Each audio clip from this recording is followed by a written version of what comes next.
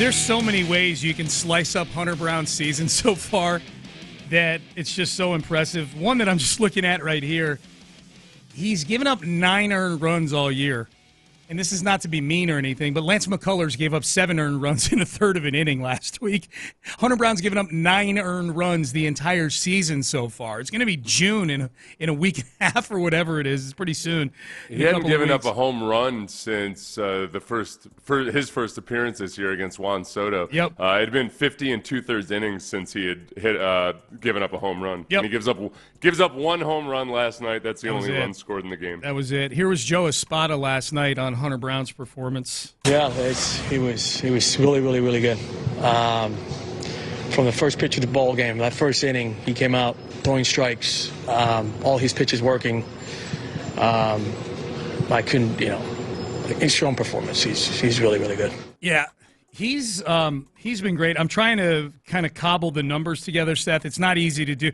The numbers I'm trying to come up with are difficult on Baseball Reference because what I'm trying to do is figure out since this time last year, what's today? He started a game on May 17th last year, and from there he was off to the races. And I'm trying to figure out what his numbers are over that time. But suffice it, I know he's 16-7. He's thrown almost 200 innings in a year, and I'm guessing his ERA is somewhere around 2, either slightly above or slightly below 2 since that time last year. So as far as guys going on a heater, Garrett Cole is the one really notable one. Garrett Cole wasn't at the same level as Justin Verlander early in the season. And then from this point on, he went on a heater. I can't remember exactly when the turnaround or the real surge started. It was in May. Where those guys became dueling. Yeah. Talking about 2019, right? Yeah, in 2019. Yeah.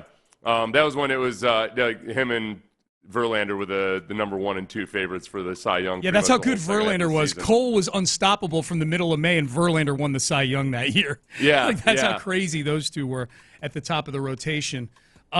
And that's why I wonder, the stats are going to be great for any of these guys, but in terms of the level of dominance that we're seeing, and it's tough to kind of envision back to 2019, Hunter Brown is at this level right now. He is at a 2019 Cole peak Verlander. You can pick any of Verlander's seasons where he was healthy, fully healthy with the Astros. When Verlander had a healthy, full season with the Astros, he either won the Cy Young or was the runner-up for the Cy Young. He had 3 fully healthy seasons with the Astros, and he was amazing. The other one, I'd throw 2 others into the mix. Dallas Keuchel in 2015. The way Hunter Brown does it feels more dominant than Dallas Keuchel. Dallas Keuchel doesn't do it with the sheer force that Hunter Brown does. Yeah. He was more of a nibbler, but really good pitcher. And then I'd throw 2022 Framber in there as well with the 25 straight quality starts. Those are probably the best. Hunter Brown is on the level with all these guys right now, without question. Remember, it's been a few weeks now because it was earlier in the season, and Framber was on this ranking as well. But for the guys, whichever one of the advanced stats, the StatCast stats, it's the stuff ratings, who's got the best stuff and the nastiest stuff. Yeah. Hunter Brown was. The graphic they had showed in that game was he was the number 1 in the league, and it still very much feels that way. That he's just in full command. I mean, he's out there pitching like a veteran when it comes to how can you be both? He's both aggressive but also even-tempered at the same time. He just doesn't. He doesn't worry about bad calls or anything like that. He's just out there mowing people down.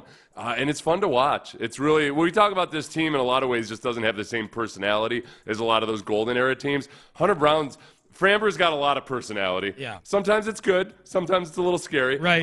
But Hunter Brown has a definite personality out there in the way that he plays. You get a feeling with both of those guys that it feels like Golden Era Astros. Hunter Brown's like an assassin, man. He's cold. He's so I got the numbers here.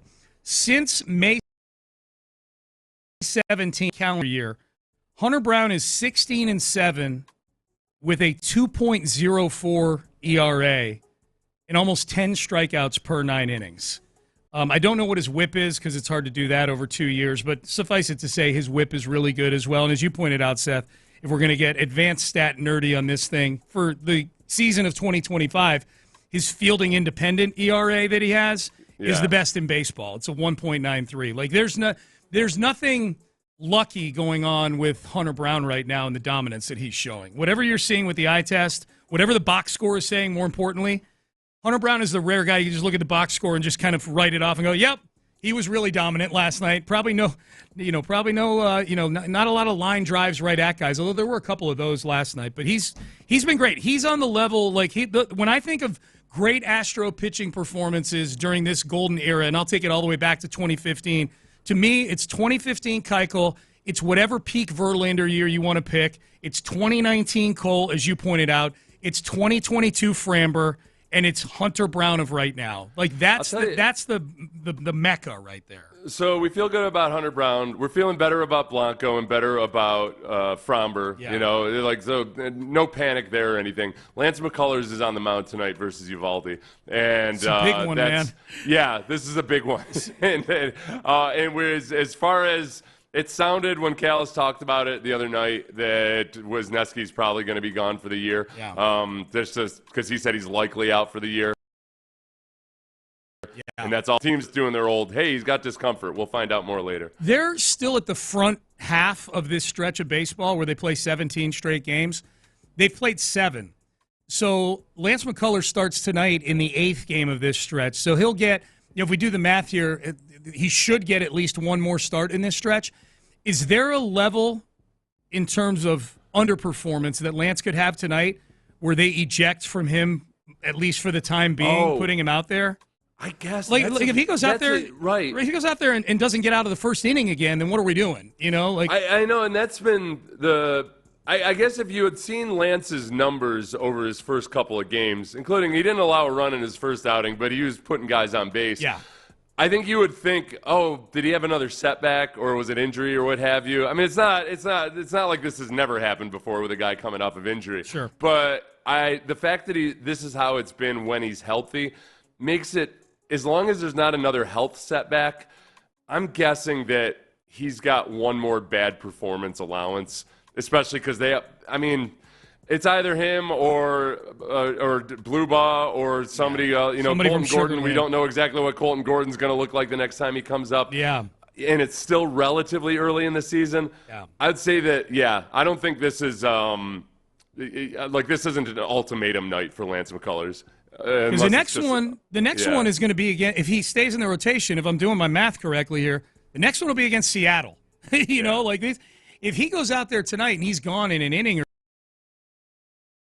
two, maybe put him on the shelf until he figures a few things out and he's pitching in less important games. Well, I'll tell you what. All right, now this is where maybe we can hindsight criticize, and be armchair managers with Espada.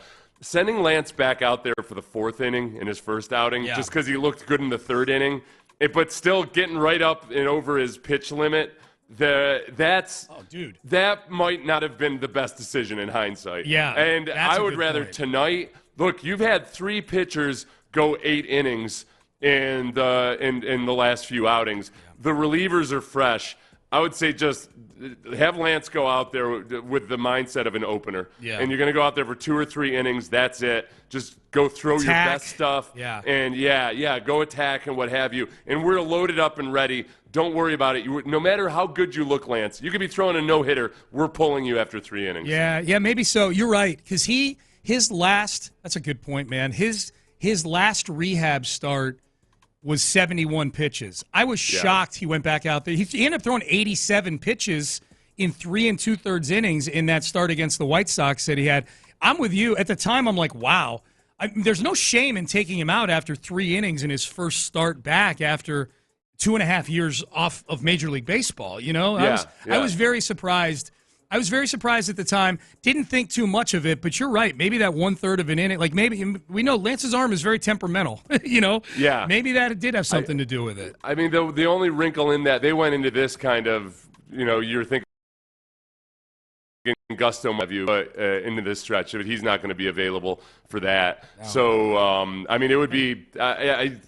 He's a bad starter now. It could end up being an extreme committee. Yeah. But I don't think. But I don't think It all depends. As long as he feels healthy, if he shows any kind of improvement on his pitch shaping or control or anything, I don't think it's going to be results-based. I think it's going to be based on just how do his actual pitches look, and is it an improvement over last Yeah, time? he needs to stop missing by 2 feet on his breaking ball. You know what I mean? Like he's wild right now. One of our listeners made a good point on it was I think it was in his first outing. Remember, he almost got out of I can't remember which inning he almost got out of where it should have been a called strike.